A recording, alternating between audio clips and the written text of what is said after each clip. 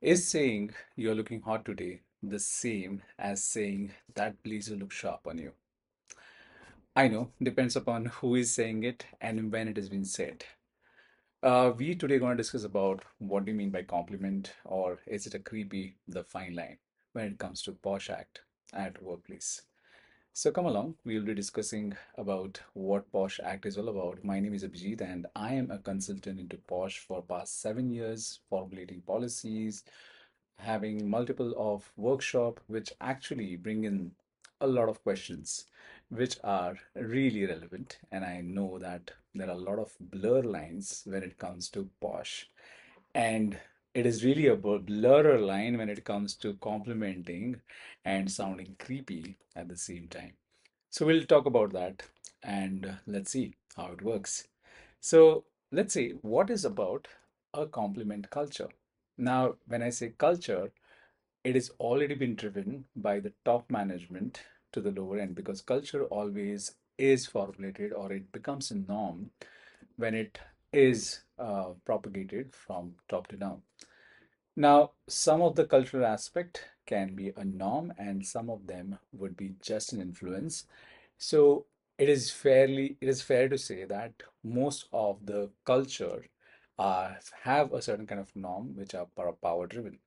So if your manager is not pulling in those particular kind of conversation wherein when he sees that okay, this is an hostile environment, then it becomes tricky. So when it becomes tricky, so some are genuine, some compliments are genuine, and there is no other way around it, but others reduce a person to only to their looks.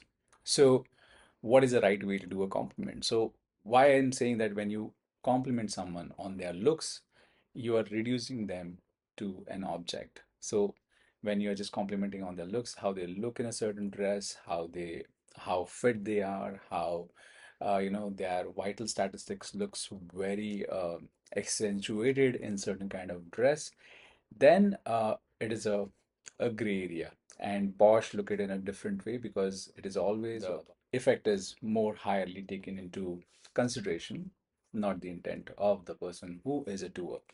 So whenever you want to give a compliment, make sure that you are complimenting on the work of the person, the performance of the person. And when we are expecting Posh Act to be general, gender neutral, I would be saying let's have complement which are gender neutral as well. So coming to the second part, when it comes to intent versus impact, compliment can become creepy, like how they have been said, and once they are said, and if the person in front of you or the receiver, and in Posh Act it is usually the aggrieved women.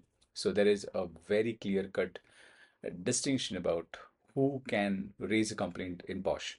So it is aggrieved women. So yes, the aggrieved women, the respondent would be men or a woman. There is no gender assigned to a respondent. So this is where the gender neutrality is there.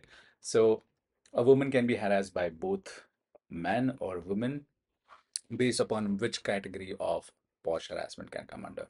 So when it comes to intent versus impact, I have seen a lot of cases in which the same compliment has been passed and the respondent to whom this particular complaint has been raised, he will come up with an excuse that I didn't mean it. Okay, it was just a joke. Why she is feeling such a way? I'm being, complimenting all other women, but she has a problem. Now, when you have this kind of an excuse, I feel certain part of them are genuine, but when it comes to Posh and when it comes to consideration, definitely the IC committee would trained enough in order to look into those particular matters, and they would be having a three principle, taking into consideration. One of those, when such kind of compliment comes in, they would always look at the effect on the women. Secondly, they will also look into, is it a reasonable personal ask? Now, what is a reasonable personal ask is, in a given moment or in a given compliment, will most of the women would react in the same manner. So now that is one of the way of looking at it. I'm not saying that is the only way of looking at it. It is always the impact, the kind of how the effect has been felt by the women. That is what is considered when an alibi is presented in front of the IC. Now, second thing that when I was talking about who complements it and where and what is the scenario when he has been complimenting. Is it on the workplace or in casual environments or wherever it comes under workplace under POSH Act. But let's say power matter. Okay. Let's say a peer is saying nice shirt is different from a boss saying you look ravishing, you look attractive, you look, all of the words that are coming into the vocabulary, and make it a very powerful statement because power amplify the pressure. Your compliment can be a little bit of intruding.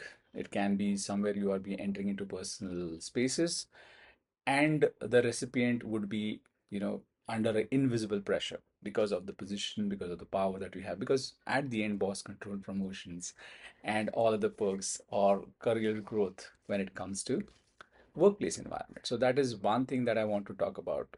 With senior, the line crosses faster. And if I want to give you a statistic, more than 70% of POSH related case are dynamic driven of power. So dynamic of power is driven in that particular cases wherein you would always see a junior, a senior, giving a compliment, a senior making an advancement, a boss making pressurizing, the junior to join a certain, let's say, a private meal or some kind of private setup where they can meet together and only both of them are there.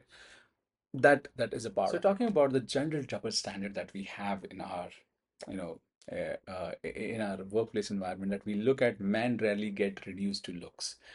Uh, Now it has been a culture that definitely they would be doing it, but um, not historically. But I think the kind of patriarchal society mindset that we have of control usually look women to be controlled in terms of and valued in terms of how they look, how aesthetic they are, how cultured, and how pleasing they are with the gaze of the men. It is not about how women see herself is valued. It is about how men see them is what is valued. So when it comes to compliment, the choice of word, the tone, are you intruding any personal space while giving those particular compliment? So at the end, it is more about, the effect of versus the intent. So the policies, the laws are there to protect us, but we supposed to respect boundaries. That is what makes us human, and that is what makes us civilized. So thank you for watching this video, and I hope I will be coming up with more of the scenarios which I have been collecting from past, I think 7 years of talking about POSH, doing awareness program that can help lot many people to not entering into a gray area, which can be a kind of an oops kind of a moment for someone who don't know what kind of, you know, scenarios can be considered for POSH. So respect boundaries, stay safe. Thank you for listening.